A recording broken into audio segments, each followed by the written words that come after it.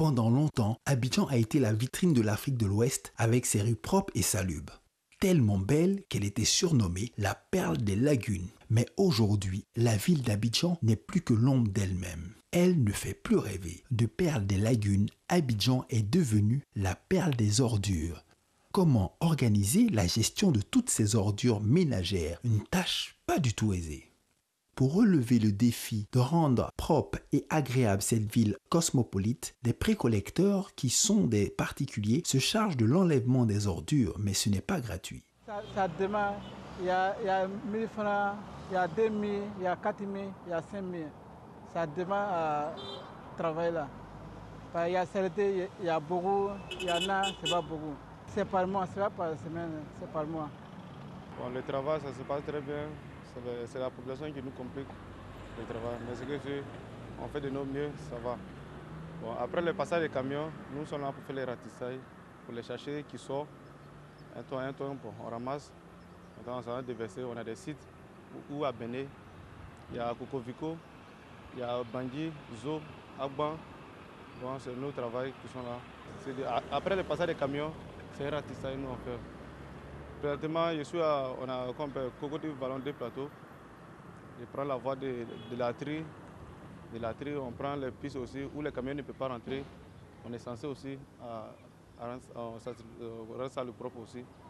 On fait de nos mieux pour pouvoir mettre propre. Mais si la population ne nous aide pas, après nos passages qu'ils déposent, c'est comme on n'en a rien fait. Vraiment, on fait de nos mieux. On demande à la population de nous comprendre pour nous aider à mener cette propriété-là. Voilà, je ramasse les ordures verts, les ordures ménagères. Je prends aussi carrément les bagages.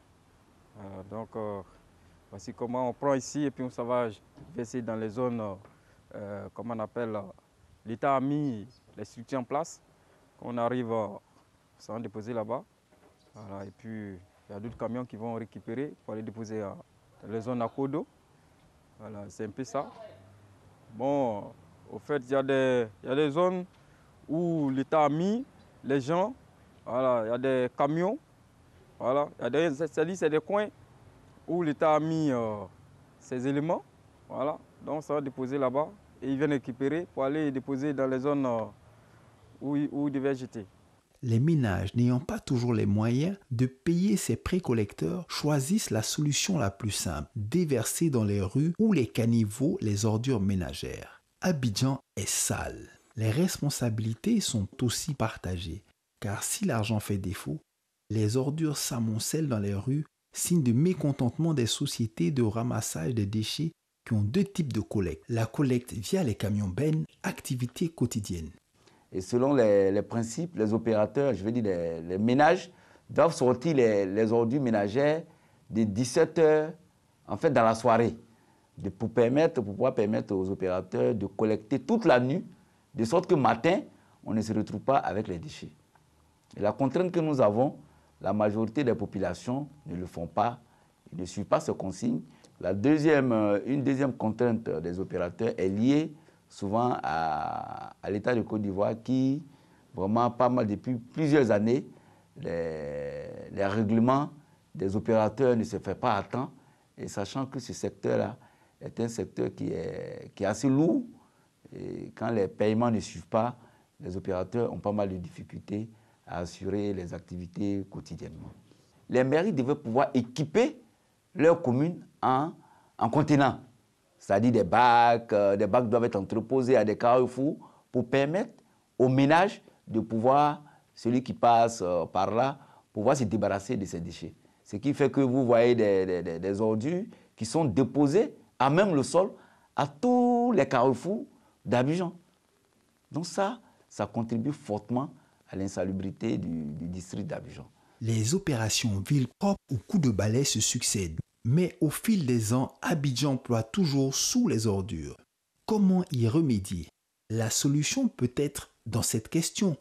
Comment et pourquoi Abidjan est-elle devenue si insalubre? comme on dit en Côte d'Ivoire chez nous, question frère. Merci d'être avec nous pour l'acte 2 de ce sujet, la salubrité en question. Insalubrité en Côte d'Ivoire, incivisme ou fête culturelle. Nous devions être en compagnie de 2 invités, mais nous n'avons qu'un, docteur Nikez Nielbien, qui est avec nous, notre sociologue maison. Malheureusement, nous n'avons pas pu entrer en contact avec M. Omer Kamelan, conseiller technique au ministère de la Salubrité, de l'Environnement et du Développement durable, qui était avec nous la semaine passée, qui devait être là aujourd'hui. Mais cela ne va entacher en rien notre volonté donc de partager, d'approfondir le débat avec Dr Nielbien. Dr Niel, vous avez vu l'élément, hein? On parle de précollecteurs, on parle de collecteurs. À une certaine époque, on n'avait pas tout ça, mais Abidjan était propre.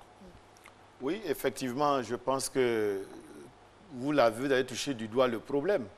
Parce que quand un problème est posé, c'est une question de responsabilité.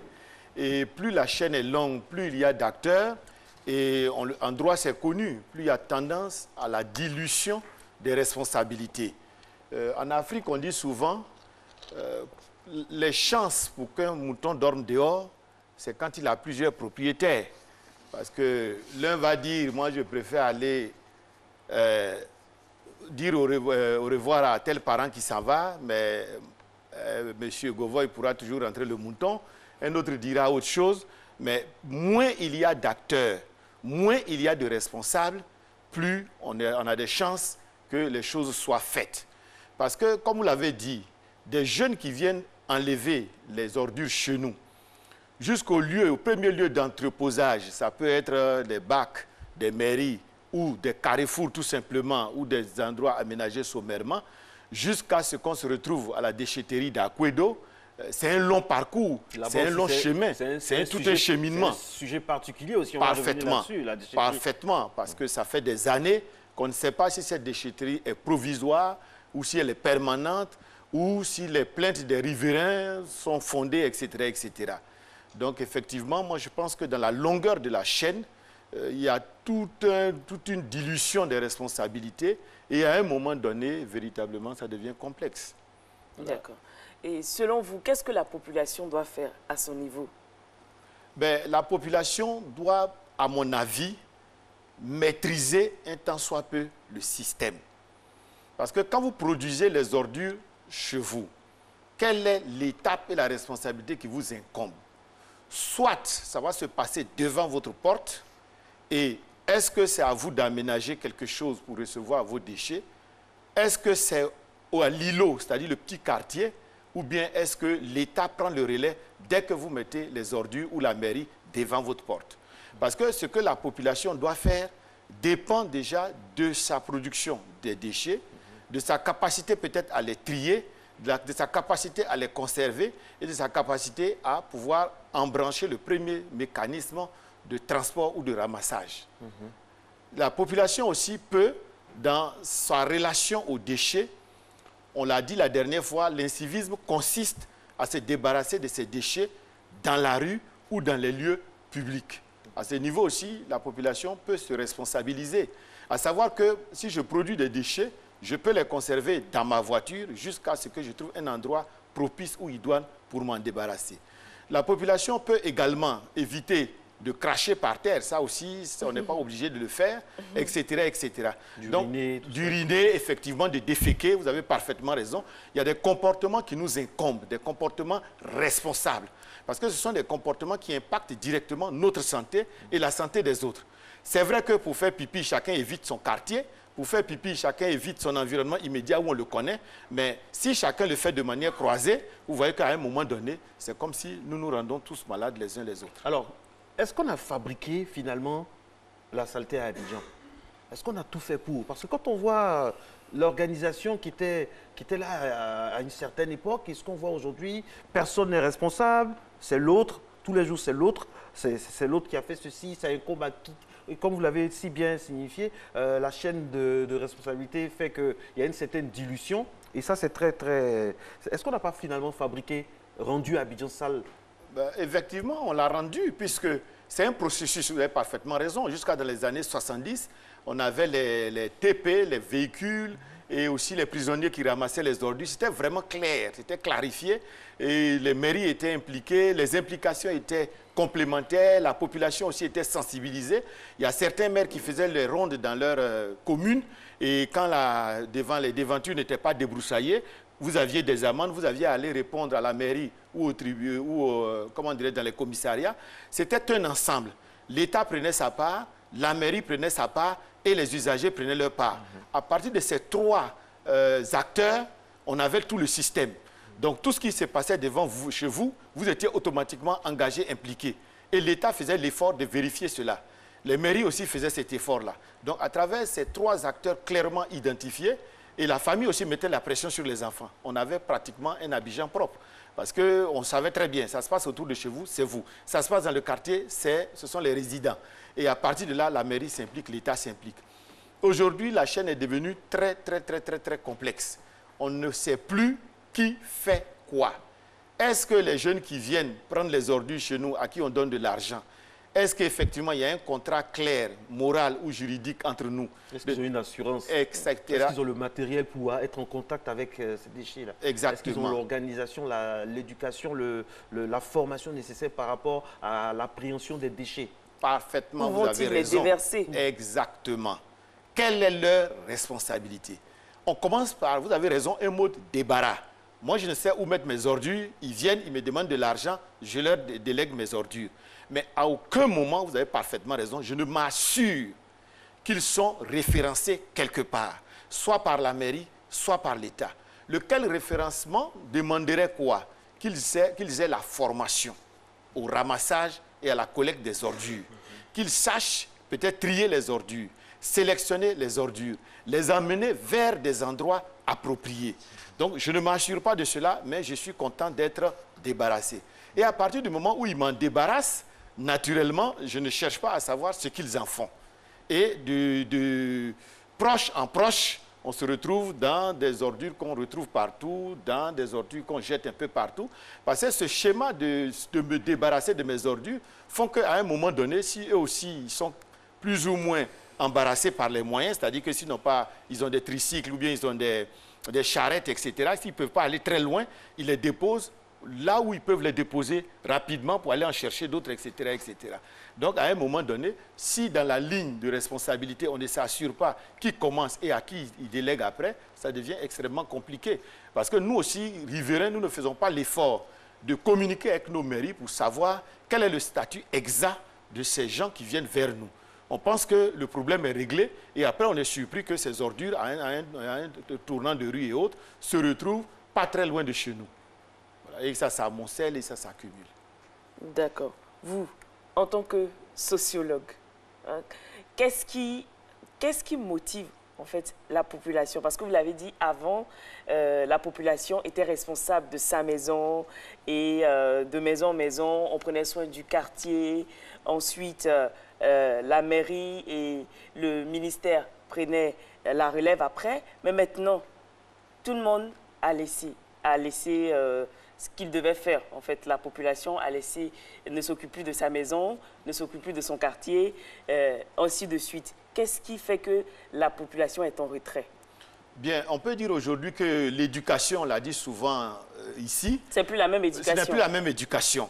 Parce que, voyez-vous, à l'époque, même avant d'aller à l'école, vous étiez obligé de faire les tâches ménagères de base, garçons comme filles. Oui, les garçons nettoyaient le véhicule, ils entretenaient, c'était déjà des actions de propreté qu'ils faisaient autour de leur maison, ils rangeaient, etc. Donc, on ne faisait pas comme aujourd'hui où dès que l'enfant se lève, il abandonne et habille et slip et péniblement, s'il arrive à se laver, se brosser les dents, même les choses de base, il ne les fait même pas. On dit qu'il sera en retard à l'école et bon gré, mal gré avec la servante, il se retrouve en classe. Il revient aussi à midi où à midi, il ne touche à rien. Il finit de manger, il se repose un peu, il repart. Le soir aussi, il arrive, il est avec son maître de maison et après, etc. De telle sorte que l'éducation que nous, on a connue qui était que le matin, on était propre. Et non seulement de notre propreté, notre hygiène corporelle, mais on s'occupait aussi de l'hygiène de la maison, l'hygiène de base. Les filles étaient maman à la cuisine pour faire tout ce qu'il y avait comme hygiène, la cour, la cuisine, etc. Avant de partir, nous les garçons, de la même manière.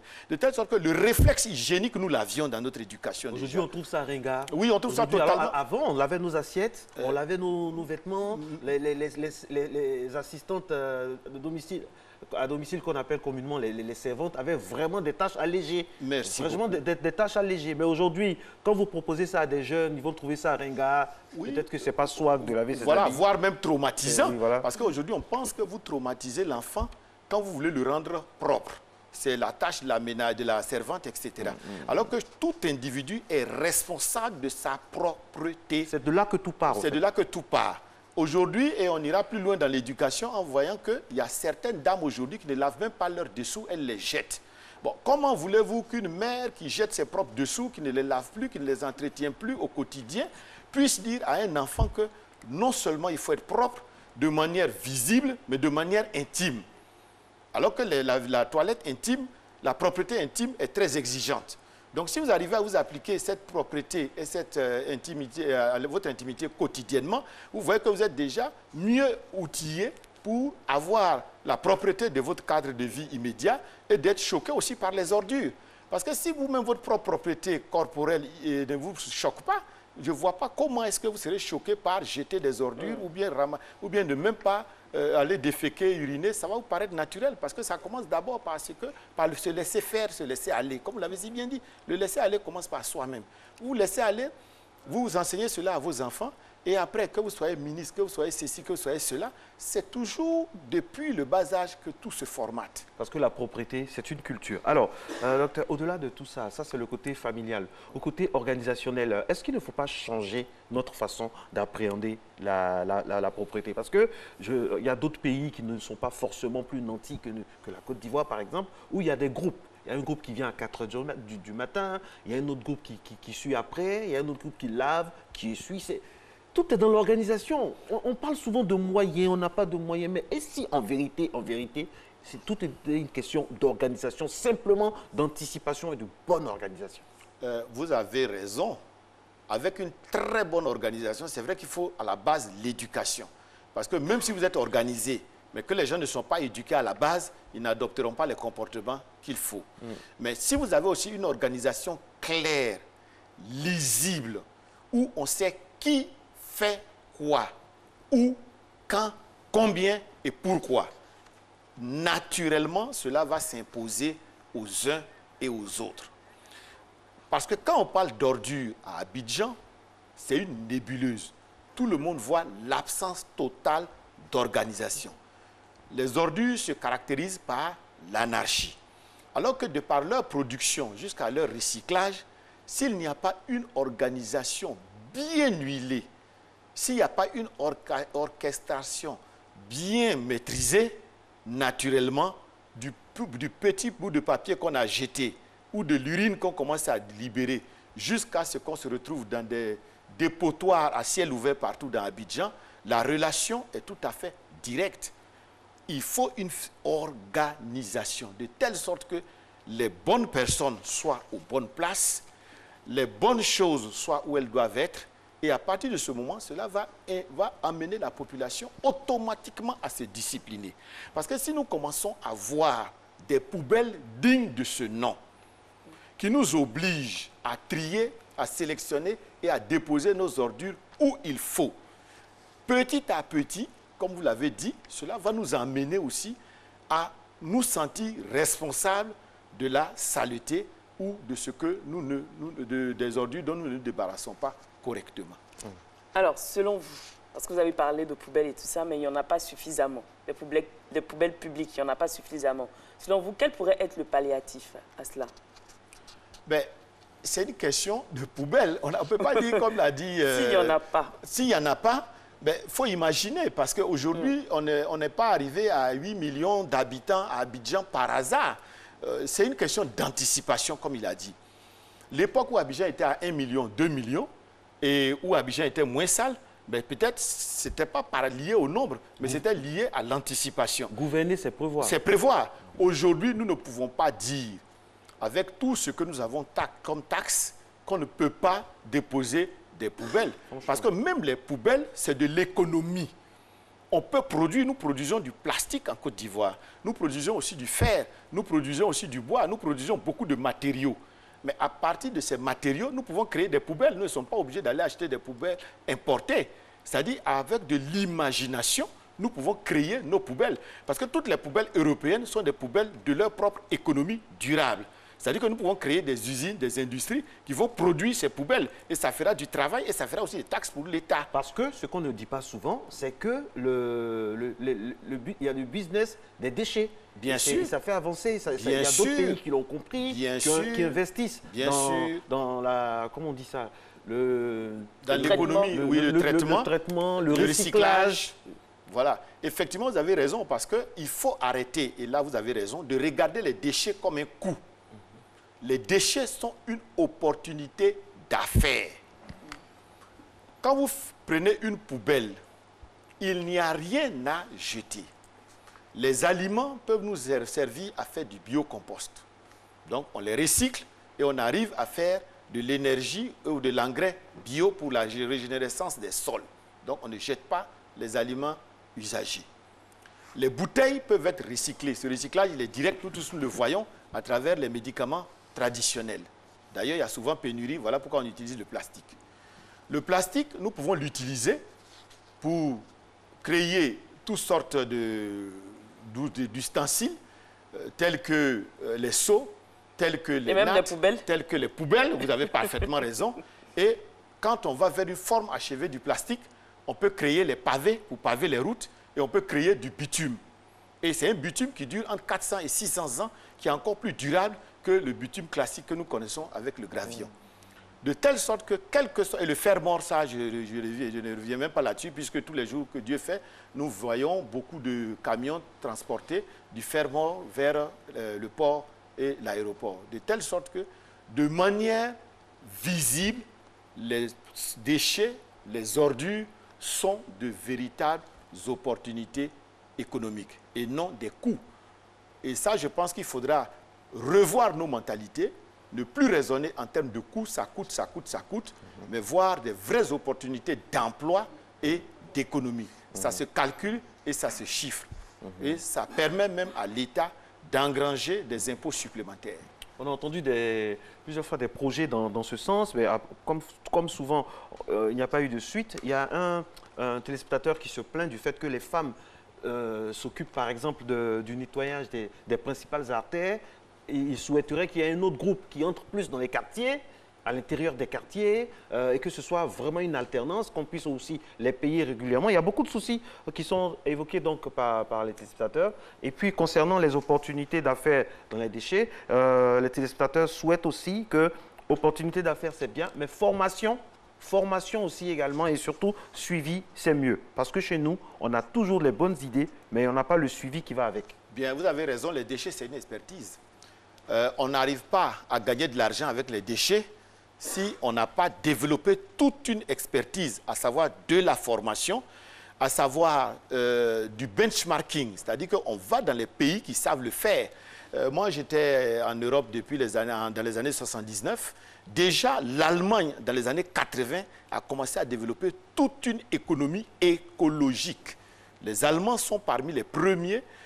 C'est vrai que les États-Unis, on leur a emboîté le pas, mais c'est du benchmarking. C'est-à-dire qu'il faut aller vers ceux qui savent le faire et revenir chercher à l'adapter. Sinon, ça ne sera que des vœux pieux. C'est-à-dire que nous allons monter des projets, nous allons dire aux jeunes, on vous donne des tricycles, vous êtes des collecteurs. Mais la relation aux déchets, on peut s'intoxiquer avec les déchets. Quand vous allez vers les déchets, aujourd'hui, si vous prenez la déchetterie, 90%, moi j'avais fait une étude à l'époque avec mes étudiants de licence, 90% de ceux qui touchent aux déchets en Côte d'Ivoire ne sont pas ivoiriens. Ça veut dire que l'Ivoirien voit les déchets comme quelque chose de dégradant. De répugnant. De répugnant. Donc vous voyez que ça demande que les gens soient formés. Non seulement formés, et puis il y a une médecine qui va avec. Il y a une façon de vivre qui va avec. Exactement. Il y a une alimentation qui va avec. Exactement. Comment on se protège contre les déchets? Quand les premiers éléments des déchetteries, quand on touche, ce sont les coupures, etc. Comment se vacciner contre le tétanos? Donc, il y a toute une prise en charge de base. C'est-à-dire que ceux qui touchent aux déchets doivent être formés, et les médecins aussi doivent être initiés à ce schéma-là. Donc, vous voyez qu'on peut développer toute une médecine qui rapporte de l'argent.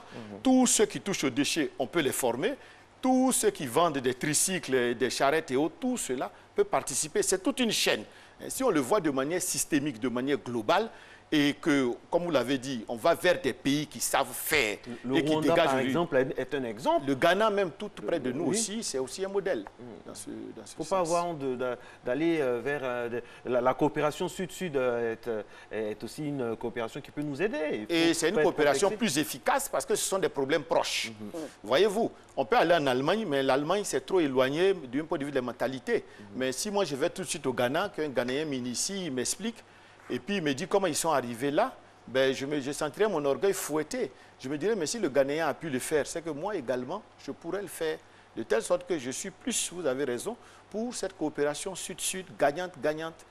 Voilà. Alors, docteur, en clair, c'est possible, ce n'est pas un rêve, on peut se débarrasser des ordures. Abidjan peut redevenir vraiment la perle des lagunes. Bien, on peut le faire, vous avez raison. Parce que si on a su le faire, c'est ceux qui n'ont jamais su faire qui trouvent compliqué de faire. Mais comme vous l'avez dit, on a su le faire à un moment donné. On n'a pas attendu les Blancs pour commencer à savoir le faire. On a su le faire jusqu'à dans les années 70. Donc c'est une question de survivance. C'est-à-dire qu'il faut qu'on retrouve notre mémoire à travers l'éducation intime, propre, hygiénique de tout le monde. Il faut qu'on sache le faire aussi par les maladies. Aujourd'hui, la typhoïde, le choléra, un certain nombre de maladies liées à la saleté ne sont pas une vue de l'esprit. Donc si nous nous resensibilisons par rapport à ces maladies que nous voulons éviter, parce que je pense qu'aujourd'hui, quand on a de l'argent, on a mieux à faire avec son argent que d'aller le donner à la pharmacie ou à l'hôpital. Donc si nous voyons aussi ce système-là, et si nous voyons que la saleté, c'est une question d'image propre, parce que nous tous, c'est avec un pincement au cœur, quand nous disons Abidjan, la perle de la saleté, au lieu de la perle de la lagune. Bon, ça nous fait mal au cœur. Si vous voyez que depuis vendredi dernier, le débat est autant passionné, c'est parce que ça nous fait mal. Avoir une telle capitale avec un tel potentiel dans le pays et être pris par les ordures des orteils jusqu'au cou. Franchement, personne n'est fier d'en parler, personne n'est content d'en parler. Et donc, il faudra aussi en appeler à notre civisme, en appeler à notre esprit de patriotisme pour dire, est-ce que nous sommes fiers d'être ou de produire de la saleté dans notre propre pays? Donc ça aussi, vous avez raison, ça peut être des pistes de réflexion où si chaque Ivoirien a son orgueil qui est fouetté, que tout le monde parle de notre pays et nous, au fond, on n'est pas trop fiers de ce pays parce qu'il n'est pas à l'image de ce que nous pensons de nous-mêmes et de lui. Je pense que tout ça, c'est un ensemble d'ingrédients qui peut nous emmener à retrouver de l'hygiène, de la propreté et que tous les acteurs, et là, alors là, tout le monde prendra ses responsabilités pour que nous allions de l'avant. Merci beaucoup infiniment à vous, docteur Nil Nielbien. C'est toujours un plaisir de vous avoir et d'être éclairé par vos expertises pointues et réalistes. Merci beaucoup à vous également. Merci Dessy. Merci. Très bon week-end. Excellent week-end à vous. N'oubliez pas notre dîner en Thaïlande. Mais avant d'aller en Thaïlande, on a un petit quelque chose à vous proposer. L'équipe rédactionnelle vous souhaite encore une fois, on joue les prolongations. Bonne année 2018.